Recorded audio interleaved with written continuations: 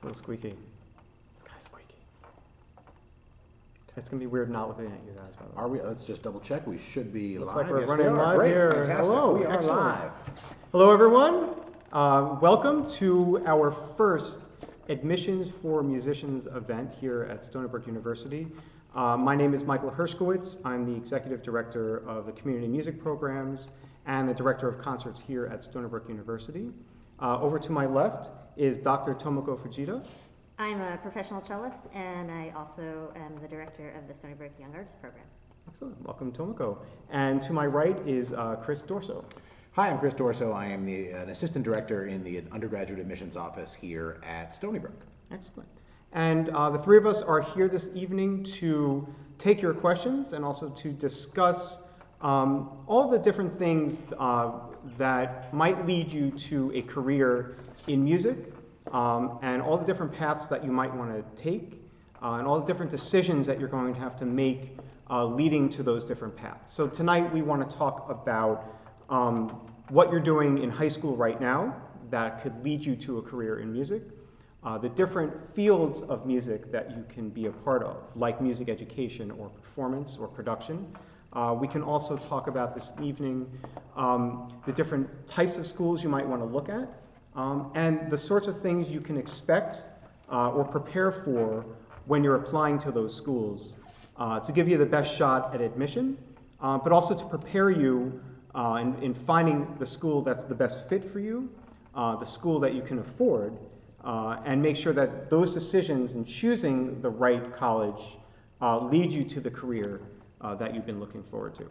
So I think before we get to some of the questions that some of you have submitted already and might be submitting during the course of our presentation here, we want to talk a little bit about the admissions process and what you can expect and the sort of questions that we get a lot either through the admissions office at Stony Brook, Tomoko and I, in interacting with students and parents. There's a lot of questions that come up all the time. We'd like to talk about some of those things this evening. So one of the first things that we were talking about before we got started is for you to ask yourself right now, why are you going to pursue a career in music? And I think the three of us are musicians, and the three of us have taken different paths to have music in our lives. And I think that our perspectives this evening will give you a good idea of what fit is best for you. But we are often told to pursue the things that we love. So right away, I would think, why don't we go into music? It's something that we love, especially if we're here on a Tuesday night watching a live stream about college admission. Music, yes, right. Exactly, correct. So I'll tell you my perspective, and then I'll give the floor over to my colleagues. For me, music was really what connected me to high school and my friends in high school. It's what I love the most. And my background is in music education. So when I went to school, I was looking for a college that could give me both the flexibility to follow in a good path for performance and music, but since I wasn't 100% sure at the time, I made sure that I was at a larger university that had a couple of different options, because at the time I still wasn't sure if medicine was the path for me, music, or education. And ultimately, I came upon music education. But now that I've been in the field for a long time, it seems to me that the common denominator for me was just keeping music in my life. It wasn't necessarily about having a career in music. And I think that's something that all students right now, if you're in middle school or high school, should ask yourself, do I love music because of its connection to me that I want to keep in my life? Or is this something that I'm willing to put the time, the effort, and sometimes it is not the greatest experience to have music, what you love, be the reason for you to have a career in music? Because you can keep music in your life in a million different ways other than pursuing it in college. So let me turn it over to Tomoko. She can tell you a little bit about Yeah. Her background. I was actually unsure when I went to college whether I wanted to pursue music or something academic, science related, probably.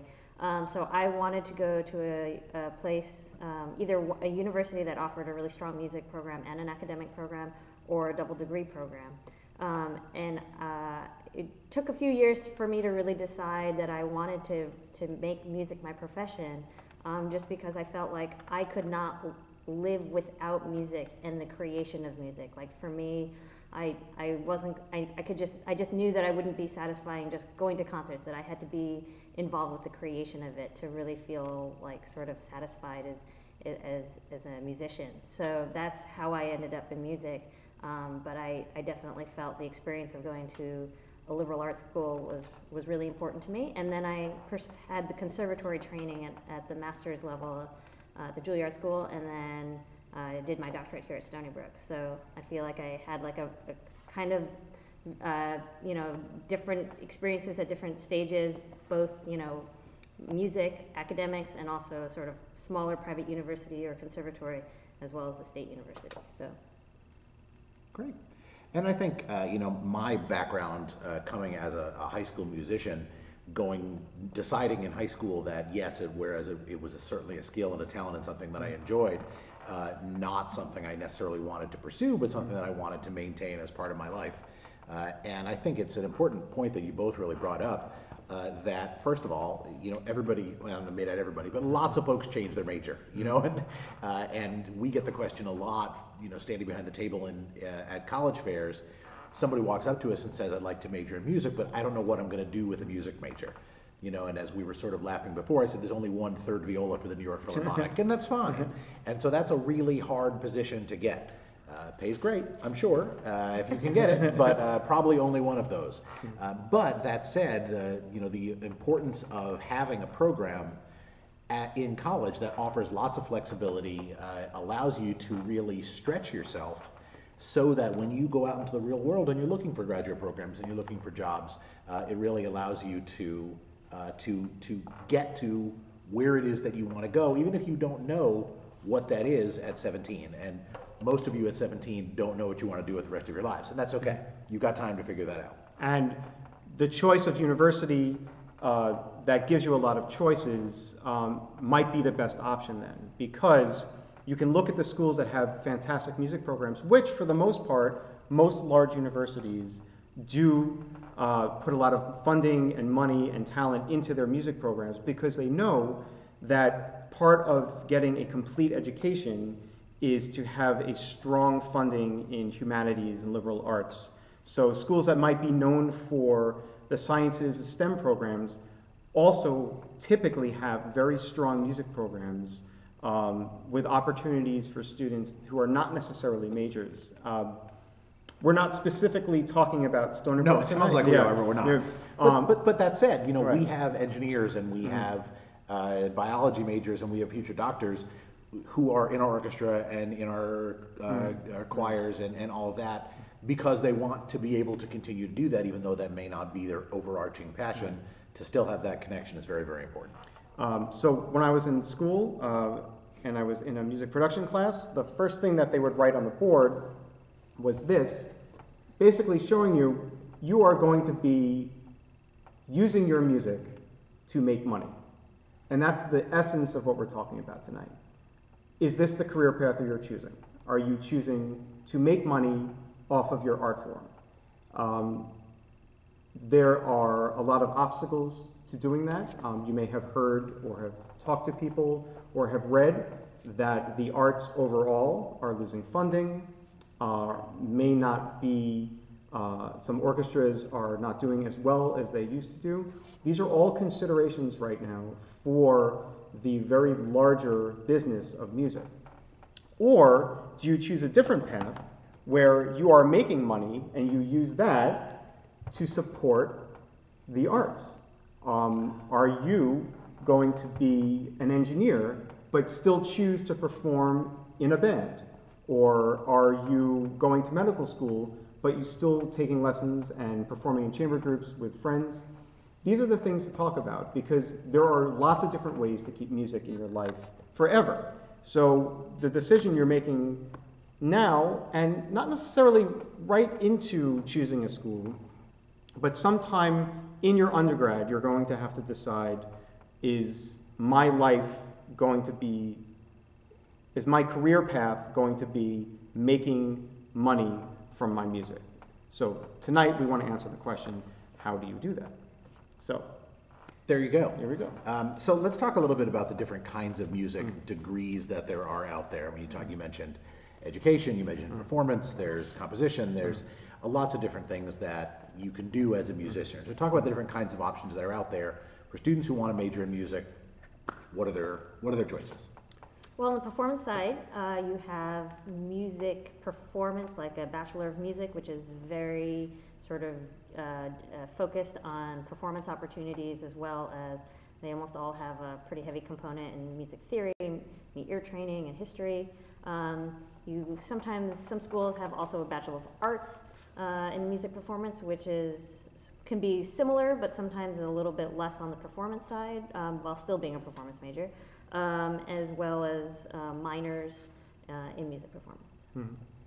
And if we're talking about performance, we're saying that the focus of your undergrad experience is primarily lessons and ensembles, and depending on the university that you choose to go to, you might have to take classes in other subjects, which are part of a core curriculum that most universities have. But once you pass by those core classes, then you're really focusing now on your performance as a soloist, as a chamber player, and as an ensemble player.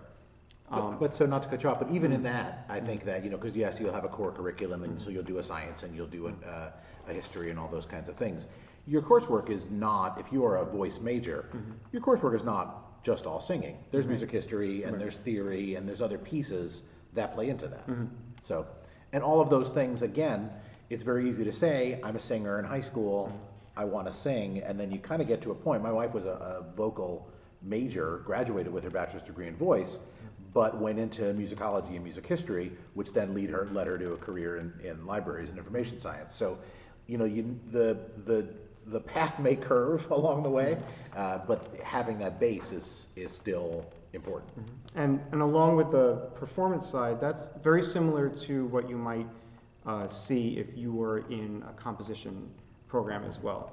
So a Bachelor of Music, or a BM, as some universities call it, for performance, for composition, that's a little bit different than a BA, or a Bachelor of Arts in music. A Bachelor of Arts is more of a general degree and may not focus so much on performance. So if you see a school that offers a BM, a Bachelor of Music, in music, obviously, then you're looking at a school that is focusing on a path that leads towards performance and performance practice focus. If you see a school that only offers a BA in music, you're looking at a school that's more of a general course of study that might include more classes in music history and theory and analysis. Or other liberal arts. Or other liberal arts classes, and may not focus so much on the performance aspect. And that can be good or bad depending on your focus. And again, at 17, your passion is voice, or your passion is bassoon, or your passion is cello, or whatever, and you just want to be a cellist for the rest of your life, and there's nothing wrong with that. I'm talking to you, Mom and Dad, there's nothing wrong with that. Are they watching? Tomoko. Yeah, I probably. Okay. Yeah. But know that. But that, again, that's a question we get. It's like, oh, what are you going to do with the music? Are you going to play music for the rest of your life? Well, yeah, hopefully, yes, you are going to play music for the rest of your life. Let's find a way to make that work for you if that's where your passions lie. And if you're looking to do a music performance degree, the idea is that you will try to make money as a performer. Most instruments you end up in grad school of some kind, and I don't think that it particularly matters to graduate schools whether you had a Bachelor of Music or a Bachelor of Arts, as long as you meet the standard of entrance at the auditions. And one of the key things about choosing a school for performance is having a good connection to the teacher that you're going to have. Yeah, single most influential person for your undergrad experience in music performance will be your applied instrument teacher. So that is a very, very critical, should be a critical piece of the decision making if you're looking to be a music performance major. I'm going to follow up on that question then. So for a high school student who is interested in, I want to play the violin, what would your recommendation be to a high school student? Reach out to faculty at the schools you're looking at directly and make those contacts now? Absolutely. It is par for the course for teachers, professors to be contacted by prospective students. And most professors, they're making an investment of their time in accepting a freshman, assuming it's going to be 4 years.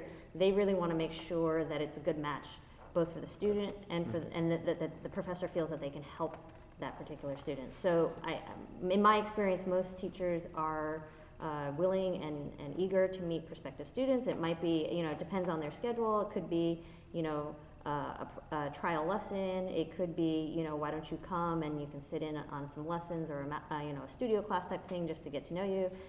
But all of those things are very important. And the other part of this is, even if you write to a professor and you don't hear back right away, that doesn't mean that you have no hope. They're busy people, so sometimes, it helps to get an introduction from maybe your teacher knows this person, or maybe your orchestra teacher knows this person. That sometimes helps if you don't get a response right away. Other times, just send a second email. Like maybe the first one is you say you're interested. Second time you say, I'm coming to your school to visit. May I stop by and introduce myself? Something like that. If you don't get an answer by like the second or third time, okay, maybe that says something. You should still maybe like go visit the school and see if you can make a contact once you're at the school. Let's face it, some people correspond more readily by email than others. So, right. And you never really know. But it never hurts to ask and try. Right. And I think the very important point that Tomoko said is, it's very much about you finding the right teacher that's for you, but the teachers are also looking for the right students for them. So it is important to make that connection. Absolutely. Because the teacher wants to make the investment in you for 4 years, so they want to make sure that they have your first and foremost teachable, secondly talented and willing to put the work in.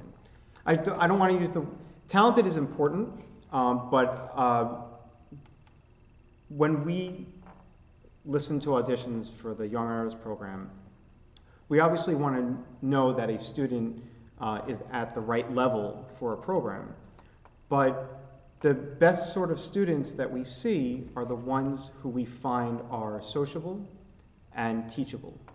A student that comes in and auditions and clearly is at a very high level of playing, but does not want to receive instruction, thinks that what they're doing is fine and is very defensive in a lesson, that might kind of set off a red flag or so to a teacher. But that same student might make a better connection to another teacher. So you'll find when you step into that trial lesson, or when you meet the teacher, you'll see there's a lot of different steps along the way where you'll realize that you're on the right path or you're on the wrong path. And there's also like the right time for the right teacher. Mm-hmm. You can study with a great teacher, but if their strength is not what you need to work on first, then you might not get as much out of that experience as if, let's say, you need to work something on your technique in your playing, and that this great teacher is really kind of more on the artistic musical side. If you have somebody who helps you kind of iron out your technical problems, then when you go study with this other great teacher, you'll really be able to maximize your experience there. So that's the other part of it is, you don't want to just totally depend on a teacher's reputation. There is a personal connection, and there is also sort of just your own sort of learning curve and where you are with your process. And I think it speaks to a broader admissions question in general.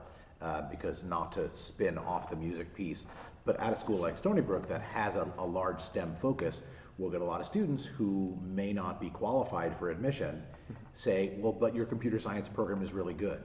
And well, yes, and if you're not ready to get to that next level, and that's whether it be the violin or the computer or the bio lab or whatever, we want to make sure you're ready to get to that next level, and that our faculty can help you get to that next level. And that's what that connection is really about. And by the way, if you're just joining us right now, I'm Michael. I'm Tomoko. Tomoko. And I'm Chris. And we're at the point of discussion, we're talking about performance careers and the path that we take for performance. We just discussed finding the right teacher. We discussed the degree programs, which right now are Bachelor of Music and Bachelor of Arts. One of the questions that we got prior to the presentation tonight is, what's the difference between a college and a conservatory? And I think we're going to pass that to Tomoko. Conservatory is definitely more geared towards like a very intense and focus on the craft of music, whether, you know, and very much based on performance, you know, so you're playing a lot of in ensembles, you'll be expected to do a lot in the way of solo preparation and practice. And it, you know, even conservatories are adding, you know, they have humanities courses and stuff, but the balance of and the sort of the focus is a bit narrower and more focused on the performance and things that directly relate to sort of the musical craft. Whereas the college is, you can have a, you know, that kind of sort of quality of musical education, yet it tends to be more balanced with, you know, the offerings of any sort of college, universities, you know, as far as sciences and humanities and social sciences and all of that.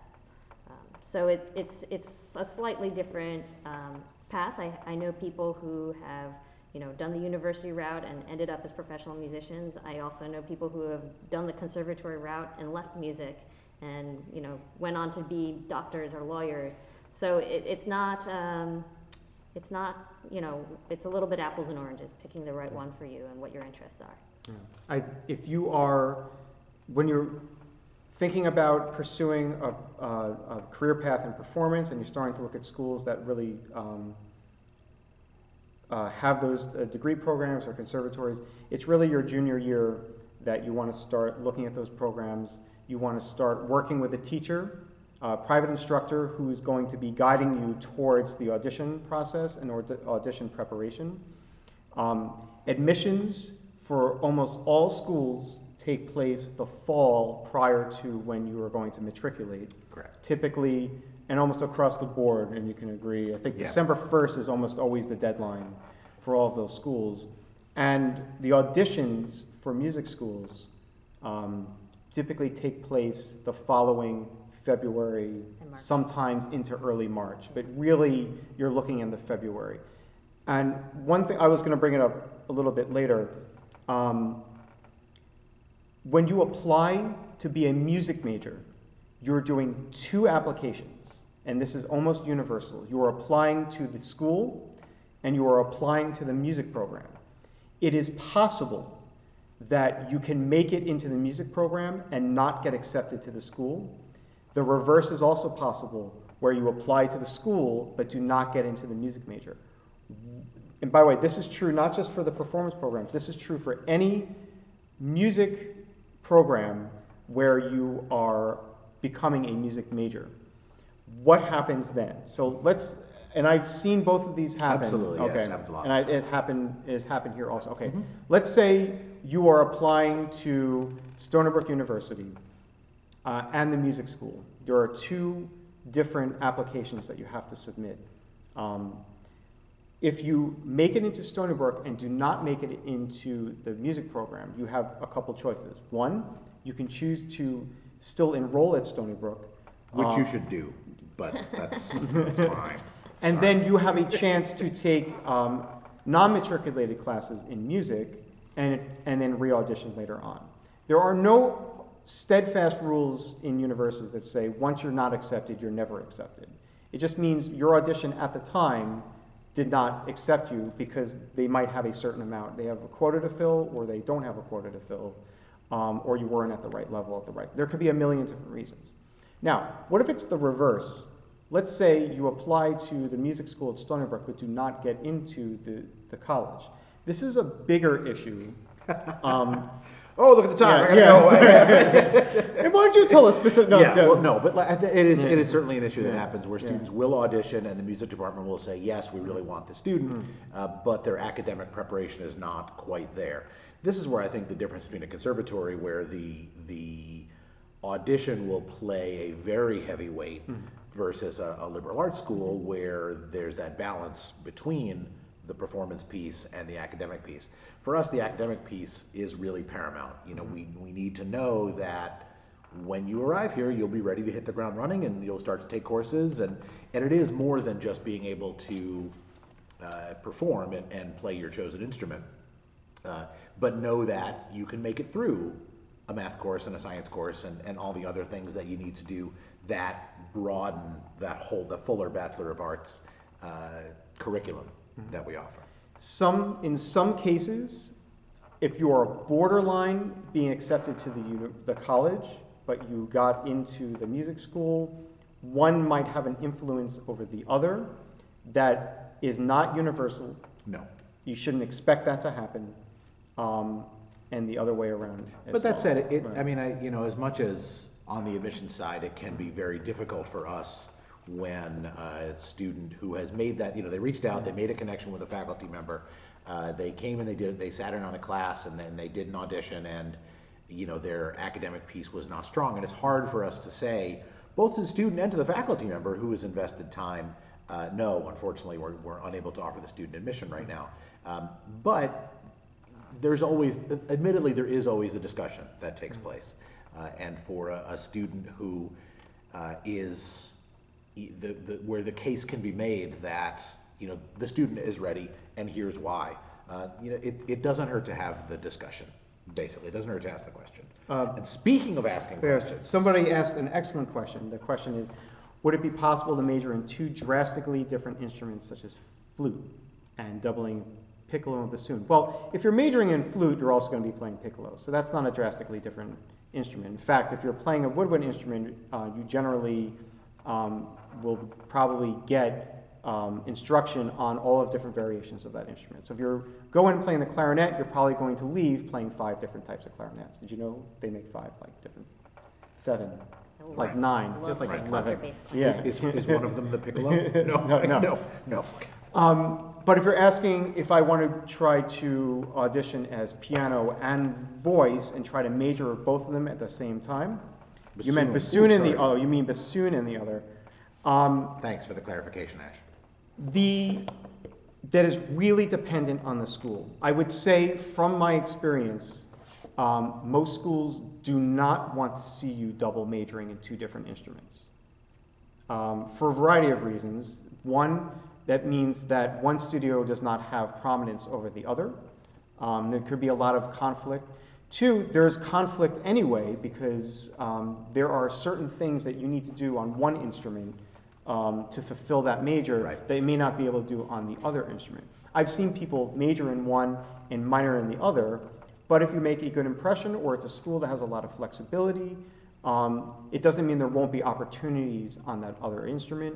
I've seen many people go in, for instance, they're clarinetists, but they have a real affinity to composition because they are focused a lot on fulfilling the path for clarinet. There's also a lot of opportunities for the other. So depending on the size of the school, depending on how much your teacher that you're working with has you on lockdown, when a lot of them do, and you should expect that. They're there to teach you and you're there to learn from them. They don't want to share you with anyone else. Music faculty are selfish. And it also, I think that's an important question to have, an important question to ask the teachers you're looking to study with. Because if that's really important, then that needs to be out in the open. I mean, I know that, at Rice, my teacher was very supportive of having students who were double majors in things other than music. Right. But there were other teachers in the school who were less supportive of that. They felt like their students really needed to focus on that particular instrument in order to succeed. So if that is something that's paramount to you, it is something you should ask as part of your process of determining what's the right setting for you. And you really should prior to school figure out what you consider your major instrument, as opposed to your major and your secondary instrument. And that could switch later in life. That has happened to plenty of people, where you go in thinking it's one thing, and then you discover, I mean, here at Stony Brook, people come in never playing Baroque music in their lives and leave pursuing only a career in Baroque music because they are so inspired by the performing here. So you never know when you get there. I would say, at least at the undergrad level, you really need to focus in on one instrument when you get there. Yeah, and I think that sort of speaks to, you know, the it's not that we're saying you're never going to be able to play the bassoon. Mm-hmm. You may have to look for other outlets to make that happen in a way that, you know, doesn't impact your general studies. Join a smaller ensemble or something, you know, a jazz group or something that impacts that in a way that is different. If you're going to a school for performance, you can expect about 4 to 5 hours of coursework a day, and then an additional 4 to 6 hours of performing after that. Playing it could be orchestra, chamber music, and solo practice. So. Right. It's not unusual for you to start at 8 in the morning as a music major and not end until after 10 o'clock at night without a break. So just kind of keep that in mind. You kind of get used to it, but it is an exhausting schedule. We've been talking about performance for a while, so I just want to veer to another career path that's similar, and that's music education. Why would you want to go into music education? Well, first of all, for a lot of universities, and not necessarily conservatories, you're going to be putting in almost the same amount of performance effort as you would as if you were pursuing just a straight performance degree, with additional coursework specific to what we call pedagogy, which is the study of teaching. So you're still going to focus on the performance of your instrument, which is critical to becoming a music teacher. As you get to your junior year, a couple of things change. First of all, you're not going to be focused so much on solo playing anymore. You're going to be more focused on conducting, ensemble playing, pedagogy classes. If you are going in as a trombone player like I did, you are going to be taking classes in every single brass instrument, woodwind instrument, singing, piano proficiency, guitar, every string instrument as well. You're also going to be in the marching band if your school has a large marching band. So you're going to be doing everything at that point in preparation for student teaching.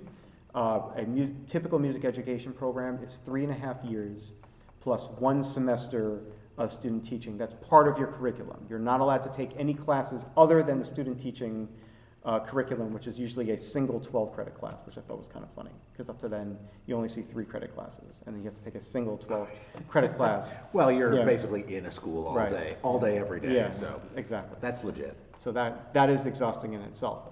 That degree is a BME, Bachelor of Music Education. There's no other degree variation on it. It's the only degree that you can get in education. If you would like to be a public school music teacher, that is the only degree program that you can go into. If you decide to be a performance major and then later on decide that you would like to go be a teacher, you have to take the additional coursework plus pass all the different tests that you would need to become certified. If you follow music education from the beginning of the program, all of that is worked into the program itself. I got certification in Virginia when I went to school. When I came to New York to look for a job, I had to take about 3 or 4 different tests and do some, not additional coursework, but I had to take some additional online courses, I think, at the time, to make sure that I was going to have all the things I need to be certified. And in the state of New York right now, you have to get your master's degree within 5 years after completing your undergraduate degree. Is it possible to do, if you have a bachelor's degree in performance, can you get the master's in music education? Yes. As a standalone degree? So that's another option for someone who maybe doesn't think about music ed early until they get to the point where they may think, well, I guess I'm not going to be third viola for the New York Philharmonic. I should teach that. And there's a lot of programs now that are mixed bachelor-master's programs that are about 5.5 years that include the student teaching, but also include the master's degree. So you can look into those programs also. The application is very similar. So very similar to applying to a Bachelor of Music in a performance program. Same for music education. You still have to audition on an instrument. It's critical to the process. You're still going to need to make a connection to a teacher. You're still going to want to visit these schools. You're still going to ask for a lesson with them ahead of time. And that studio teacher is going to be very important to your career, but they're going to be just as important as the person at the top of the program. And I'll explain that for a second. If you decide that you want to be a band director in a public school, you're not going to just look at what your studio teacher or your applied teacher is. You want to look to the main conductor of the main ensemble at the top. And you probably want to speak to that person or sit in on one of their rehearsals, because that person is going to be the single biggest influence over you once you pass your sophomore year. You're really going to be focusing on making a connection with that top conductor and top ensemble leader. They're going to help you with placement. They're going to make sure that you are getting the proper pedagogy classes that you need. So it's a little bit more complicated. If you're an orchestra, same thing. You're going to make a connection to your cello teacher, and then you're also going to be looking at the top conductors in that program. It's very critical, because the best learning you can do about how to conduct and prepare ensembles is to sit in an ensemble yourself. So music education, less emphasis on solo playing, Right. way more emphasis on ensemble playing.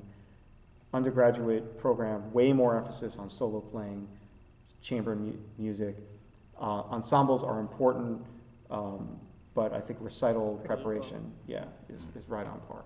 So it's a very similar program, same bracket where you're applying both to the university and to the music program. Auditions happen usually in the February, March type of area. Now I have a follow-up question. You mentioned conducting and things like that. Now there are other music programs that, from my understanding, typically happen at the graduate level, like conducting, musicology, things that don't necessarily have an undergraduate component. Right. And I don't know how much you deal with the graduate programs here, but for a student who is interested in music to sort of stretch out beyond into a music history, music theory, composition, conducting, would a bachelor's of music or a bachelor of arts in music make the most sense for doing that going forward? Yeah, Yeah. I think so. I mean, I know, I had a friend who recently asked for her student, she has a student who's interested in conducting. What's the career path? And actually, there, like as Chris mentions, there really isn't a conducting undergrad. Right. So the expectation is you're learning to first sort of be like a really good member of an ensemble like that. You have a mentor in the conductor. You see how it's sort of modeled. You kind of get the fundamentals of music theory and ear training and history under your belt, and only at that point, does sort of the music industry decide that you're ready to take the next step. Although, if you're really interested in conducting, the thing to do is to do those things, be a performer, get the experience of being on that side of it, and as soon as possible, seek out opportunities, even if that means making your own opportunities to get in on conducting and, approach conductors and see if you can if they'll take you under their wing, they're often willing to do that. I am aware that there are a couple of undergraduate conducting programs in the United States right now. It's a relatively new thing. I can't speak to the programs. If you can do some research, it'd be very easy to find them. I'm not certain that there's any benefit to pursuing those programs at this time, because the ability to be a conductor has a lot less to do with you learning gesture at the undergraduate level. It's really about your breadth of experience in conducting and in being a part of an ensemble. The best conductors are also some of the best musicians. So you have to kind of keep that in mind, that standing in front of a group is something that's really earned and not something to be expected. And I think that sort of speaks to the broader undergraduate versus graduate question of, again, that's whether you want to be a doctor or a PA or an engineer that requires master's work or an accountant that requires a master's. You can't do that at 17. Right. Like, take your time, become a master of your craft, whatever your craft may be, and then get to that point down the road when you're ready. Right. You need, kind of like Chris says, whatever you end up doing, you need a broad base of knowledge, because the more study you do, it tends to be the more specialized we become. Right. And it does you no favors to be too specialized too soon, because, you know, sometimes the field changes and you have to be able to adapt, or, you know, so there's always something unexpected that way, and that's where the broad base of knowledge will really come into play. Absolutely. So we've discussed performance, we've discussed music education, and they both follow a similar application process where you apply to the university, you apply separately to the music school. Some schools ask for a pre-screen, so you have to send in a CD. If they do not ask for a pre-screen CD, do not send one in anyway, thinking to the admissions office, thinking that it's going to get you into the school. That's not something that actually happens. Oh, and we literally have a crate of CDs in our office. I should have brought it like as a demo, like, hey, look what we got. Unfortunately, we just don't do anything with it. And again, that's not to say every school does or doesn't. You know, your mileage may vary, and you'll want to reach out to the admissions office at your list of colleges and ask. And when we do ask, then, you know, that's fine. That said, if you have you know, a YouTube link or something, digital content, feel free to send it if you'd like, because we can add that into your file. The pre-screening is now going towards digital submission as well. I would think it's probably easier on everyone's. Much easier to Except when you're applying, click a link. Give yourself time in case you have a technical problem. yes.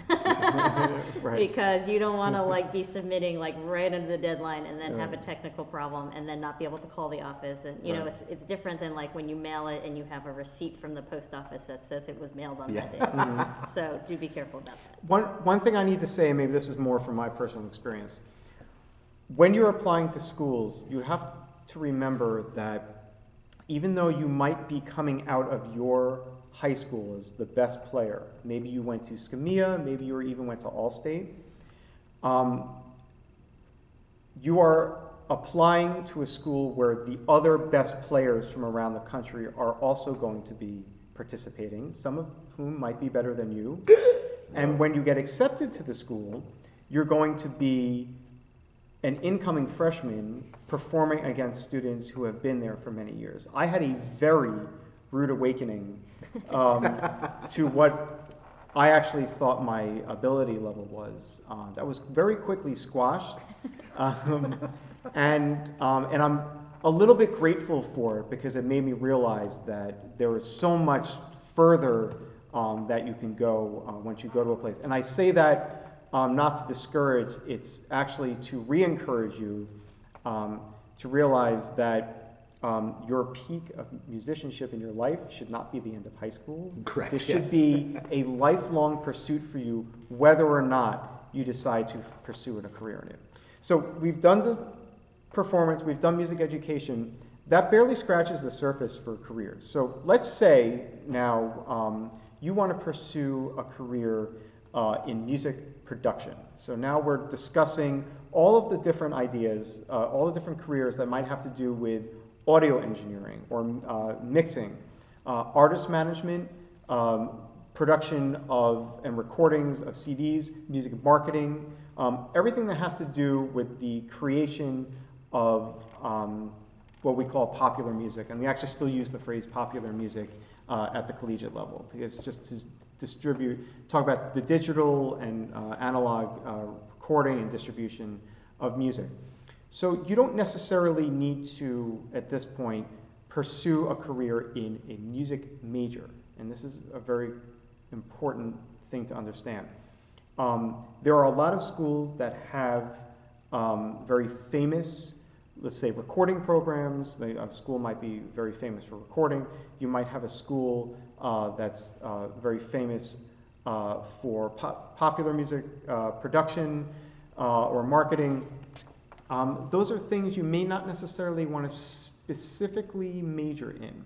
There are a couple of, we'll call them conservatories around the United States that are really more geared towards popular music and less so for classical music. A very broad example would be Juilliard, obviously known for classical music. A place like Berkeley in Boston has been known at a very high level for more popular music production. So those are directions that you can take. Going to a large university generally means that they have the means of production and most likely have either a minor or a major in what we call music business. It's almost universally called music business. That could be a Bachelor of Music or a Bachelor of Arts, depending on the program, if it's more focused on performance or not. It might be simply a business degree or a media arts degree. It gets a little bit confusing because it really depends on the school that you're following. Some have degrees in both, where it's a Bachelor of Music in business, or you might have a media arts degree. It really has to do with what field you're looking to go into. In this case, I almost suggest minoring in something like that and really focusing in on a business major, or, because it's me, if you have the slightest interest in ever teaching, I almost certainly suggest that you go get the music education degree while you have the opportunity to do it in a more compressed fashion, because if you ever decide to go into teaching later on for any reason, getting that coursework in and the student teaching in after the fact is a real pain. So if you have any inkling ever of teaching in a public school, then you want to be doing that. If you, by the way, you want to ever have the inkling to teach at the university level, then you're pursuing undergraduate degree in music, usually In performance, usually. master's degree in performance, sometimes a performance certificate, and then ultimately a PhD or a DMA in music. It's a very long path before you're even at the level to be eligible to teach at the university level. So right now we're talking mostly about the undergraduate work, which is important. I want to address sort of that music business question because it is a question that we do get a lot, and we see it in a bunch of different ways. We get the question about music business or about sports business, and so, to Michael's point, a degree in business will help you because you'll get the underpinnings of what it is to run a business, and how to market and how to do accounting and how the financial system works and all those kinds of things. There are things that are specific to the music business that you can get through an internship or that you can get, on the production end if you want to take some production courses or whatever. But a degree in business will broaden you because the music business is tough, like any field. And it's very easy to get to 22, 23 and say, you know what? I don't want to, the music business is not what I wanted to do. I want to go another direction. And now you're not necessarily pigeonholed into music business, but your skill set may not be as transferable as you want it to be. Whereas a broader business degree allows you to go lots of different directions, including music business or other directions. So one of my recommendations is always choose paths, like whether it's going to university or while you're at university, that closes the fewest doors to whatever you want to pursue in the future. So I think that's why we're advocating for broad base at the undergrad level, because as we said, you'll always have more opportunities, and the expectation is as you continue your studies that it will become more specialized, but it's hard to get the broad thing afterwards. Yeah. So. And if you come to an admission session here at Stony Brook and you wind up with me in front of the room, I will tell you, you're 17 years old and you don't know what you want to do with the rest of your lives yet.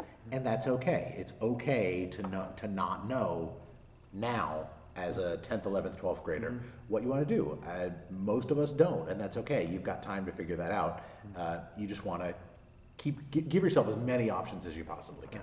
The return on investment for music careers is generally lower, like most fields in the arts. So keep that in mind. Way to be a buzzkill, Mike. I'm being honest about it because mom and dad are going to generally be helping pay for college. That's They're true. watching Yes, right they're now. watching. That's true. So no matter what you decide, you want to leave college as close to this as possible, okay? It's not going to be for everybody, but if you don't get into a public university that has what you want to do, you do not decide then, well, I can get into this school that I'll have to pay about $60,000 a year, but I could still pursue a degree in music. over your lifetime, you generally won't be able to pay that debt based on the salaries that people who major in music generally get. If you are looking for a career in performance, you're going to be doing a great deal of private teaching to help support your income. That is a general rule for anybody. If you're going into public teaching, there are not as many jobs as there were 10 years ago. So you might be doing sub work or part-time work before you get to the full-time work that you're hoping for, where you do get a larger salary. For the music industry, the salaries at the very beginning are very, very low. We're talking entry-level salaries. In the business world, it will move up later on in your career, but you have to understand that there's no reason to put yourself into debt in music at the undergraduate level. You want to try to avoid that as much as possible. And I think even on the broader to the broader issue there, mobility is so important, because again, to bring in other programs, we see it in the health sciences and engineering and whatever. We get a lot of students who are interested in nursing because nurses make a lot of money. Okay, yes, I suppose on the surface, and they do, but you got to go where the jobs are. And so, you've got to look at trends, and folks may say, I want to be I grew up on Long Island, I want to stay on Long Island, I want to teach on Long Island. There are only 100 and some odd school districts in Suffolk and Nassau County, so there's a limited pool here. Whereas there may be other areas of the country that are growing, and you want to be able to take your degree and go where you'll be able to be successful and happy and find jobs and a life. There's music production, but then there's also the music industry, which we sometimes call. Those are all of the manufacturing and marketing portions of the music industry. Everything from guitars to making instruments to making the little clips for your pencil that stick on the music stands to making music stands. The large industry program is called NAMM, which is the National Association of Music Marketers. They have a massive, big, what would you call that? Conference, yeah, in Anaheim every single year. We should go to that. It's so cool. Yeah, I know. It's very fun. And my career before coming to Stony Brook was in violin string marketing. That is a very niche career choice. And as a trombonist, I learned a great deal about an instrument that I had no prior experience with. Plot twist. Yeah. But we had an opportunity to go to NAMM and see all of the different other manufacturing companies, and almost no matter where you are in the United States, even here on Long Island, we have major music industry marketing companies. Samson is a massive company on Long Island that makes a lot of electronics equipment and microphones. The company I work for was called Connolly Music, and that's more international distribution of violin parts. And we sold to Luthier's, which is another very, very, very specialized music career, and that's violin making, and that is its own beast. All right? But generally, those careers are pursued in Chicago, not New York. But that is a very difficult field to break into. Yeah, very interesting. Go figure. So performance, education, music production, music industry. For music production and industry, generally you want to pursue sort of a broad-based career choice. The larger universities usually support these. Even if you just Google undergraduate recording, what's going to happen is you're going to pop up with a lot of smaller sort of boutique colleges that might give you these sort of opportunities, but cost a fortune to go to and have almost no connection to the outside world. You really want to be at a university where you have the opportunity to make connections, because it's the summertime and the internships that really connect you to the jobs that you're going to pursue. A former student of mine who was really interested in arts administration pursued a music music business degree program, minored in marketing, and then did his internship at the Kennedy Center and is now an associate director of marketing there. So he had an opportunity he had the background to get an excellent internship, and then that internship turned into an absolutely incredible career for him. So he's doing really well down there. There are other careers in music that are really specialized. One that you've probably heard of a lot is music therapy. This is a newer field.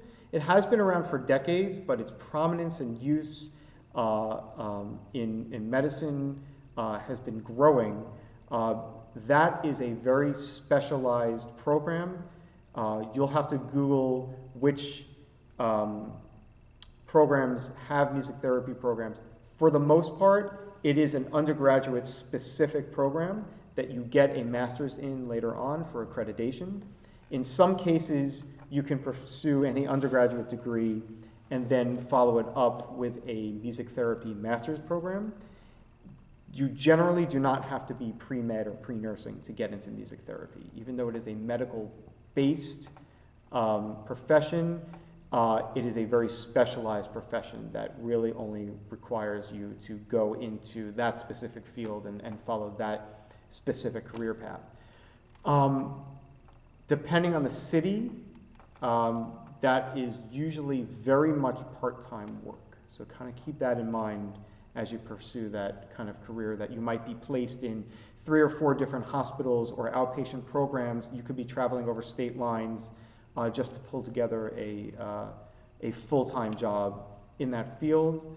But it's something that people who have a passion for music, but also have a passion for education and healing, like to go into. So we're kind of coming to the end. On time, yeah. I promised you that I talk a ton. Yeah. It's just what I do. But before we leave, if you have questions, we'd love you to type them in right over here. It is October 3rd right now, which means right now schools, and especially Chris and his office, are starting to see the applications come in. I think they're online. I think we've already got a couple thousand in the hopper. So yes. So most schools right now, if you're a senior in high school, you've probably already done your college visit over the summer or last spring. It's still not too late to go visit schools. And the thing about a school, you have a general idea of the path that you want to take. You might be looking at a teacher, as Tomoko said, and taking a private lesson. I didn't know what school I wanted to go to until I set foot in that school on audition day. Up until then, I was the kind of person who didn't pursue a specific teacher. I just pursued the schools that I felt like I wanted to go to that would give me opportunities.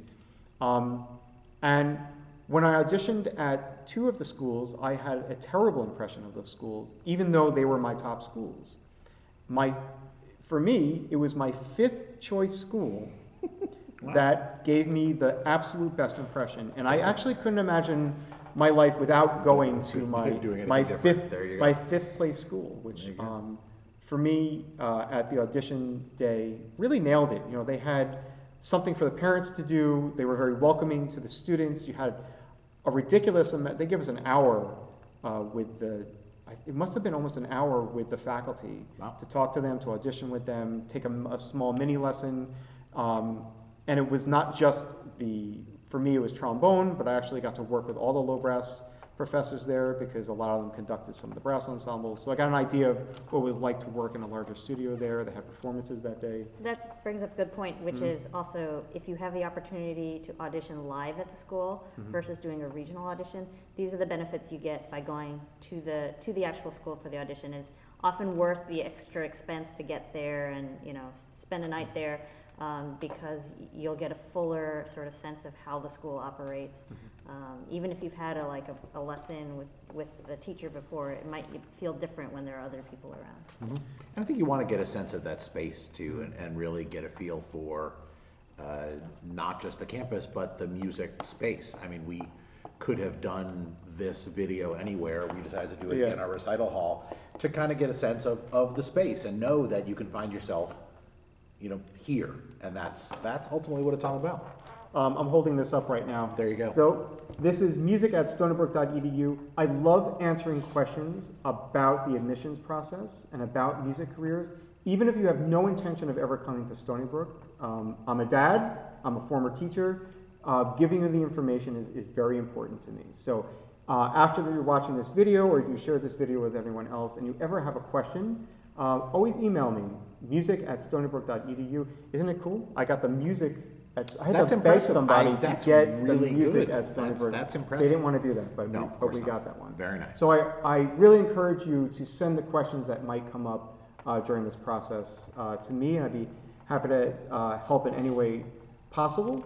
I hope all of you find the right path for yourselves, and no matter what, and this is speaking from someone who's been in many different careers in his lifetime, the common denominator for me was always keeping music in my life and not necessarily making music the career for me. So I hope no matter what you do, I hope that you always find a way to keep music in your life, to keep performing, to keep exploring, to keep going to concerts, which is very important because if we want this industry and we want to keep the arts alive, we have to be patrons of our own industry. So go to a concert, listen to music, pay for music. That's what really keeps the arts alive in your community, whatever community you end up with. Don't go into debt, okay? And do a live audition as much as possible. We want to tell you that Stony Brook is going to be holding a college audition workshop. You can see it, October 28th. And November 18th. It will be from 3 to 6 here at Stony Brook. And our teachers are going to be, including Tomoko, are going to be showing you what it's like to audition at the collegiate level, what to expect, and have an opportunity for you to hold a mock audition and get feedback because, like we said before, it's about you meeting the teachers, but also the teachers getting an impression of you. So we want to teach you what sort of music is appropriate to choose for these auditions, and also how to dress, how to act. How to deal with the stress. Yeah, there's a lot of anxiety. stress. The stress of a very, very, very important audition. Yes, exactly. In your lifetime. And we don't have the link for that yet, but as soon as we do, we will put it in the comments of this video and in the so you'll have that link, and we'll be able to get you signed up. Okay. If you've made it to the end of the video, like a couple of you have, this is not just a live video. This video will be saved and available to everybody. Share it with your friends. Make your mom watch it. And if you have questions that come up, we'd be happy to answer them. And I hope that most of your questions were answered here tonight. Great. So thank you so much for joining us. Thanks. All right. Bye.